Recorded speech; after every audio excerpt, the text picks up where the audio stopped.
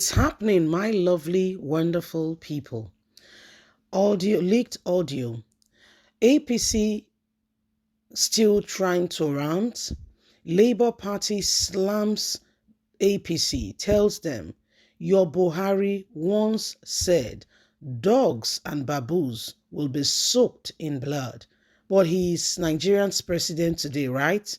Peter Obi did not declare blood and baboons blood will be on dogs and baboons. He did not call people that name. But he's president today, yes? So please quit the pretense. Let's be honest for once and let's move forward. Let's stop lying to ourselves. Please don't forget to give us a thumbs up, like us, share, subscribe as APC, Labour Party and APC, discuss this out and, sort the matter and really, get into it. This is what is happening right about now. Leaked audio.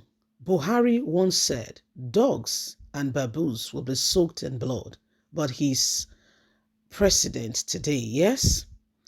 A group known as the Global Network for Sustainable Development has waded into the alleged leaked tape that involved the Labour Party presidential aspirant Peter Obi and the founder of the Living Faith Church, Bishop David Oyedepo.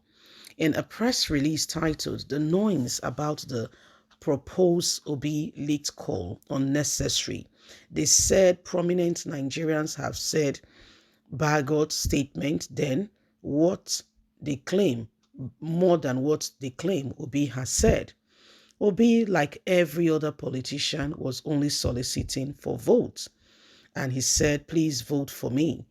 And if you listen to that tape, it's been duct tape because he did not just say this is war. There should be precedence to that very discussion. And we all know about the Muslim thing. There is no assumption to this, but if someone will get the true copy, DSS should carry out an investigation and get the true copy of what the message was really about. The person who released this know exactly what they wanted to achieve. Speaking, the leader said, President Muhammadu Buhari once said that dogs and baboons will be soaked in blood if elections do not hold. Nobody held him as they are looking for opportunity to hold Peter Obi in custody. We condemn in strong terms the noise of proposed audio conversation between the Labour Party presidential aspirant Peter Obi and the founder of the Living Faith Church, Bishop David Oyedepo.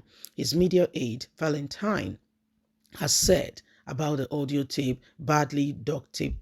So why the noise? Even if the conversation were true, key politicians, personalities have made more statements that are indicting President Muhammadu Buhari. While contesting for presidency, he threatened that dogs and baboons will be soaked in blood should the election not be conducted. Which religious bagot is worse than the Muslim ticket? Let's be honest. Is it because it is shoved down Nigerians' throats to say president-elect? Should we open the cans of worms? Just one, they are afraid, are already threatening Peter Obi with all kinds of attack.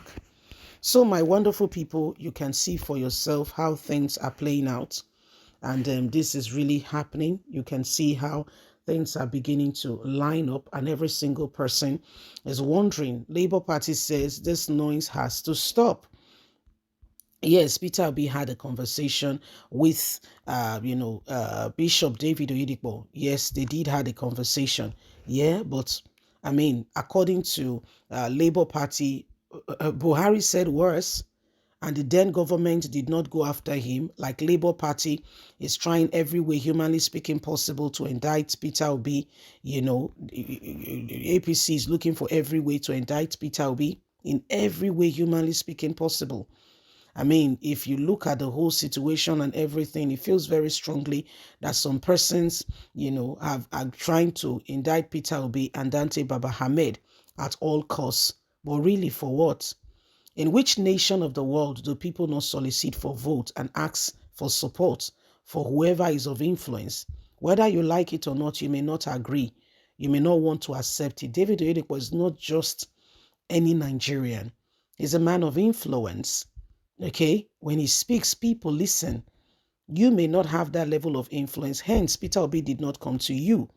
He went to such an individual who have that level of influence to say, please, he's from a southeastern part of the country.